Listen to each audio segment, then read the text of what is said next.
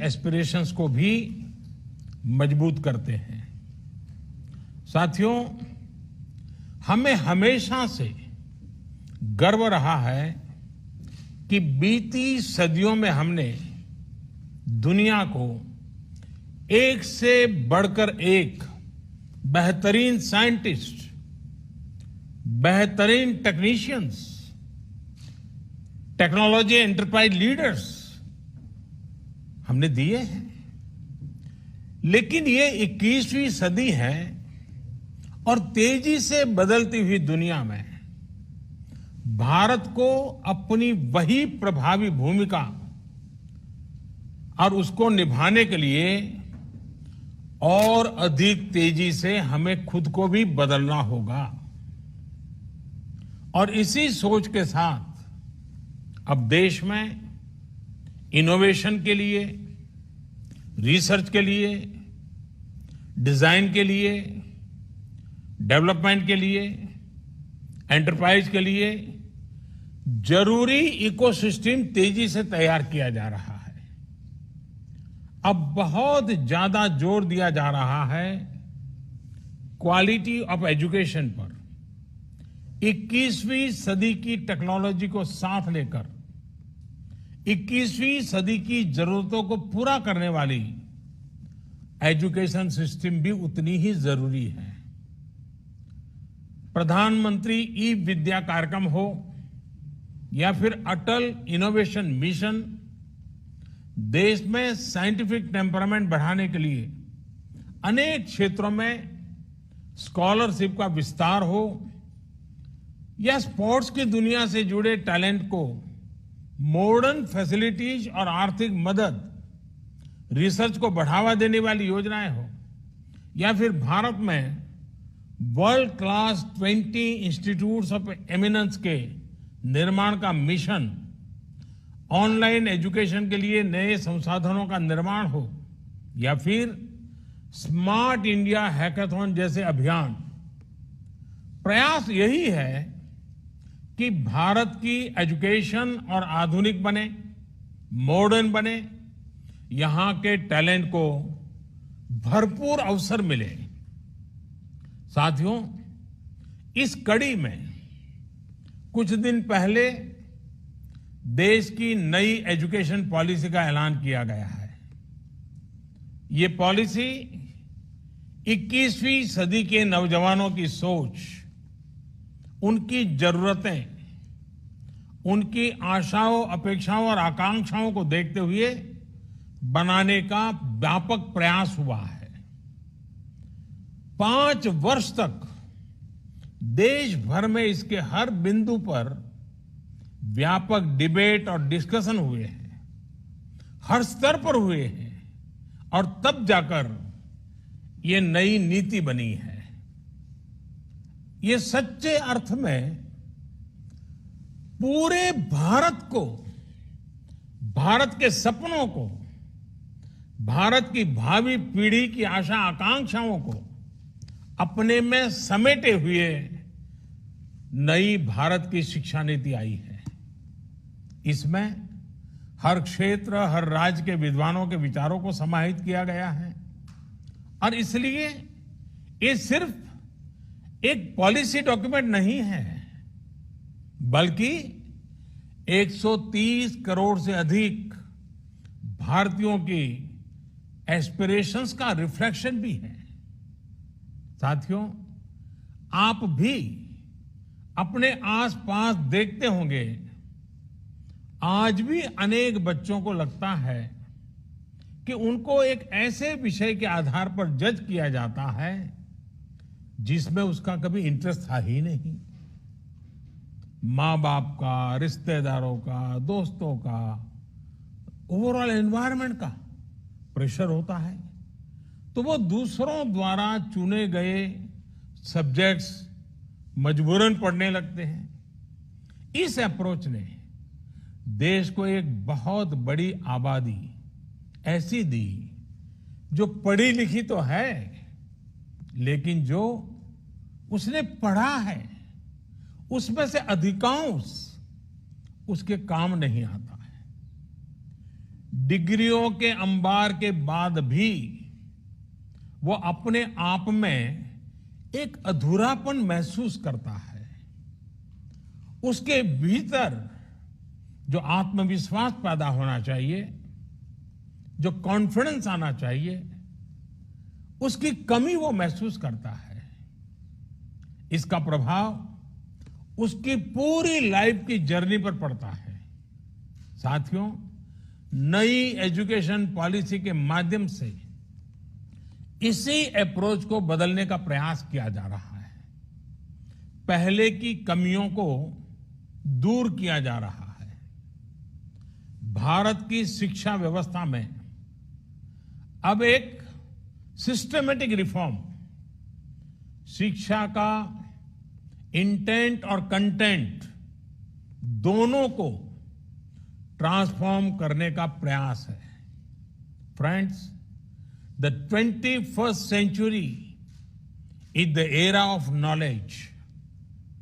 This is the time to increase focus on learning, research, innovation. And this is exactly what India's National Education Policy 2020 does. This policy wants to make your school, college, and university experience fruitful, broad-based,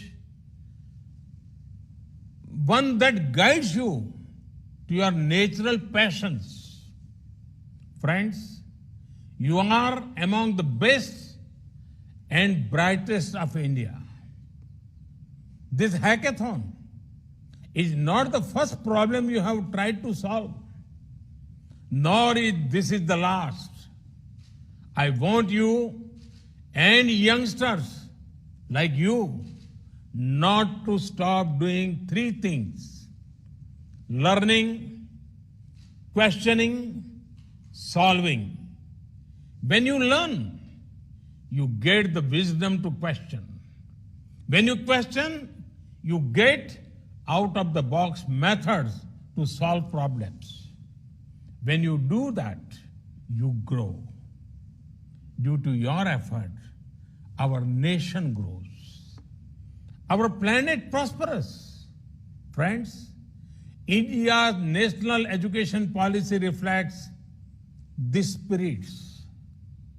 We are shifting from the burden of the school bag, which does not last beyond school, to the boon of learning, which helps for life. From simply memorizing to critical thinking. For years, the limitations of the system had an adverse effect on the lives of students. No longer. The national education policy reflects the aspirations of young India. It is not process-centric. It is people-centric and future-centric. Friends, among the most exciting things of the policy is the emphasis on interdisciplinary study.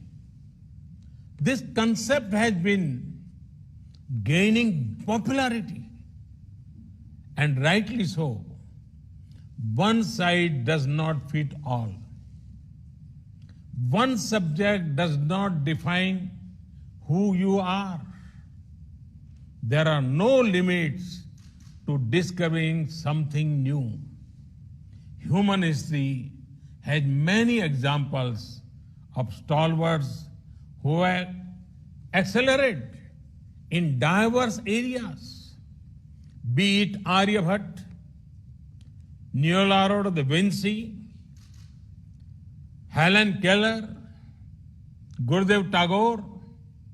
Now, we have done away with some traditional boundaries between arts, science, commerce.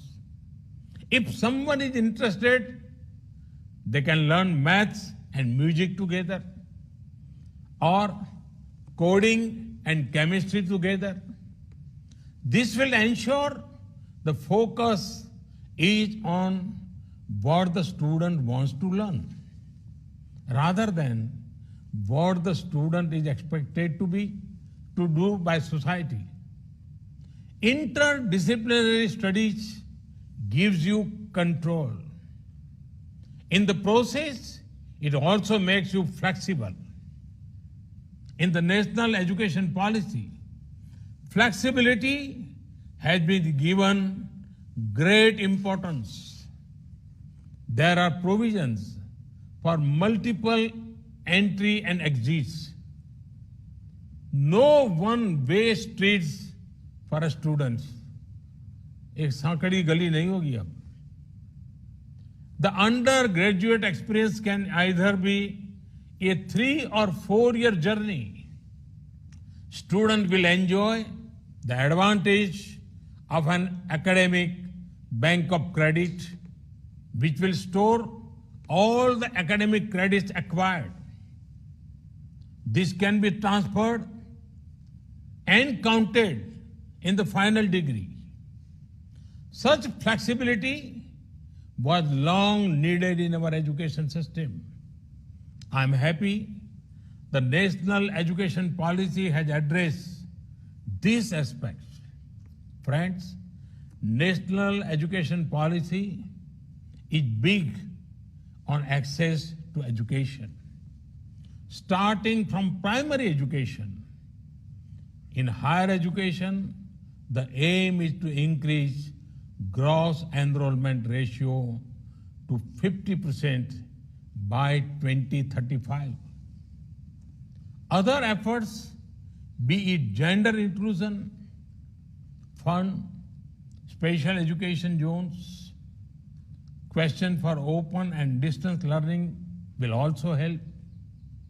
साथियों, हमारे संविधान के मुख्य शिल्पी, हमारे देश के महान शिक्षाविद डॉक्टर बाबा साहब आम्बेडकर कहते थे कि शिक्षा ऐसी होनी चाहिए जो सभी की पहुंच में हो, सभी के लिए सुलभ हो.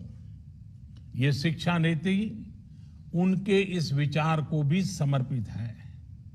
ये एजुकेशन पॉलिसी जॉब सीकर्स के बजाय जॉब क्रिएटर्स बनाने पर बल देती है. यानी एक प्रकार से ये हमारे माइंडसेट में, हमारी अप्रोच में ही रिफॉर्म लाने का प्रयास है. इस पॉलिसी के फोकस में एक ऐसे आत्मनिर्भर युवा का निर्माण करना है जो ये तय कर पाए कि उसको जॉब करनी है, सर्विस करनी है या फिर एंटरप्रेन्योर बनना है. साथियों, हमारे देश में भाषा, लैंग्वेज हमेशा से एक संवेदनशील विषय रहा है. इसी एक बड़ी वजह है कि हमारे यहां स्थानीय भाषाओं को अपने हाल पर ही छोड़ दिया गया. उसे पनपने और आगे बढ़ने का मौका बहुत कम मिला.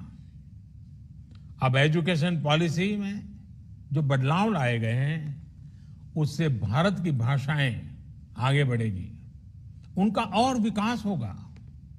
ये भारत के ज्ञान को तो बढ़ाएगी ही, भारत की एकता को भी बढ़ाएगी. हमारी भारतीय भाषाओं में कितनी ही समृद्ध रचनाएं हैं, सदियों का ज्ञान है, अनुभव है. इन सब का अब और विस्तार होगा. इससे विश्व का भी भारत की समृद्ध भाषाओं से परिचय होगा. और एक बहुत बड़ा लाभ ये होगा कि विद्यार्थियों को अपनी शुरुआती वर्षों में अपनी ही भाषा में सीखने का अवसर मिलेगा. इससे उनका टैलेंट और पुष्पवित पल्लवित होने के लिए मैं समझता हूं बहुत अवसर होगा. वो सहज होकर बिना दबाव के नई नई चीजें सीखने के लिए प्रेरित होगा. वो शिक्षा से जुड़ पाएगा. वैसे भी आज जीडीपी के आधार पर विश्व के टॉप 20 देशों की लिस्ट देखें तो ज्यादातर देश अपनी गृह भाषा मातृभाषा में ही शिक्षा देते हैं। ये देश अपने देश में युवाओं की सोच और समझ को अपनी भाषा में विकसित करते हैं और दुनिया के साथ संवाद के लिए दूसरी भाषाओं पर भी उतना ही बल देते हैं। यही नीति और रणनीति 21वीं सदी के भारत के लिए भी बहुत उपयोगी होने वाली है। भारत के पास तो भाषाओं का अद्भुत खजाना है, जिनको सीखने के लिए एक जीवन भी कम पड़ जाता है और आज दुनिया भी उसके लिए लालायित है। साथियों, नई शिक्षा नीति की एक और खास बात है, इसमें लोकल पर जितना फोकस है उतना ही उसको ग्लोबल के साथ इंटीग्रेट करने पर भी बल दिया गया है।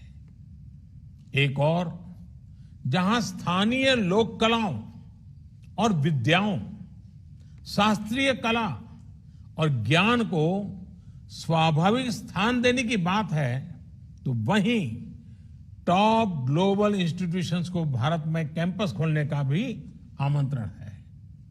इससे हमारे युवाओं का भारत में ही वर्ल्ड क्लास एक्सपोजर और अपॉर्चुनिटी मिलेगी और ग्लोबल कंपटीशन के लिए ज्यादा तैयारी भी हो सकेगी।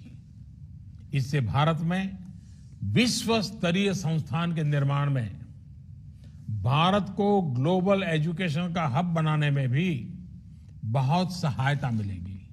साथियों, देश की युवा शक्ति पर मुझे हमेशा ही बहुत भरोसा रहा है। ये भरोसा क्यों है, ये देश के युवाओं ने बार बार साबित किया है।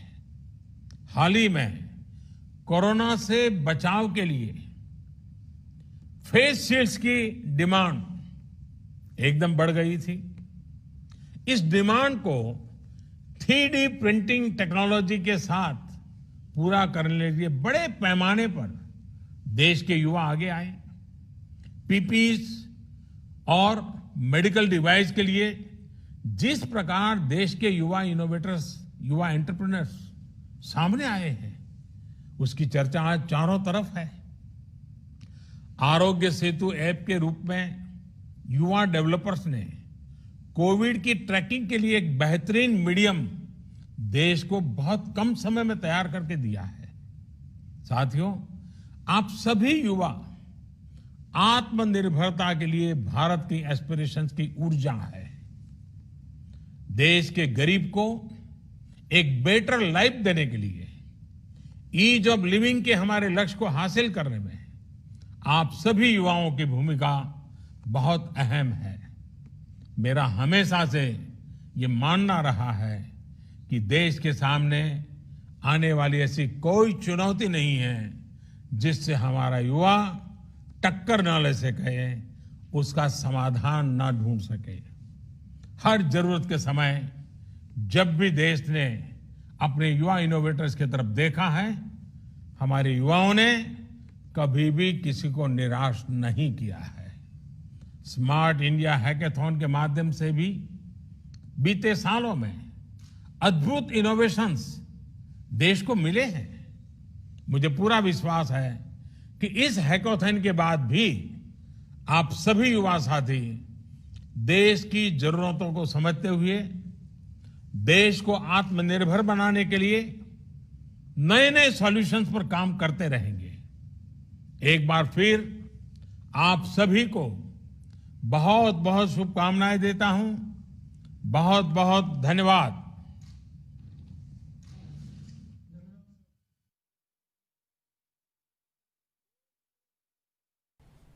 Namaste, business leaders, distinguished guests.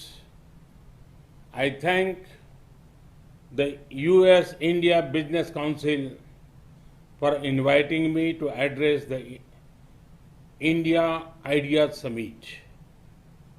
I also congratulate the US IBC on its 45th anniversary this year. Over the past decades, the US IBC has brought Indian and American business closer.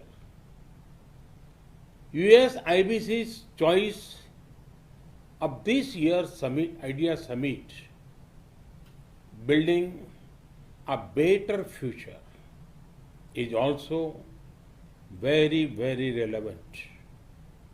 Friends, we all agree that the world is in need for a better future. And it is all of us who have to collectively give shape to the future. I firmly believe that our approach to the future must primarily be a more human-centric one. Our growth agenda must place the poor and vulnerable at the core. Ease of living is as important as ease of business. Friends, recent experience has taught us that the global economy has been too focused on efficiency and optimization. Efficiency is a good thing, but on the way we forgot to focus on something equally important, that is resilience against external shocks. It has taken a global pandemic to remind us how important resilience is. Friends, global economic resilience can be achieved by stronger domestic economic capacities.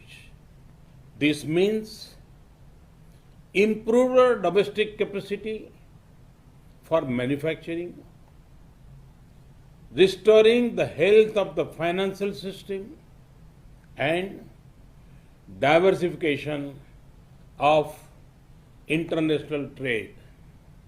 Friends, India is contributing towards a prosperous and resilient world through the clarion call of an Atmanirbhar Bharat.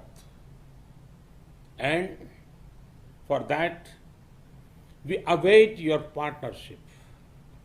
Friends, today there is global optimism towards India. This is because India offers a perfect combination of openness, opportunities, and options.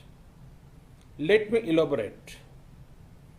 India celebrates openness in people and in governance.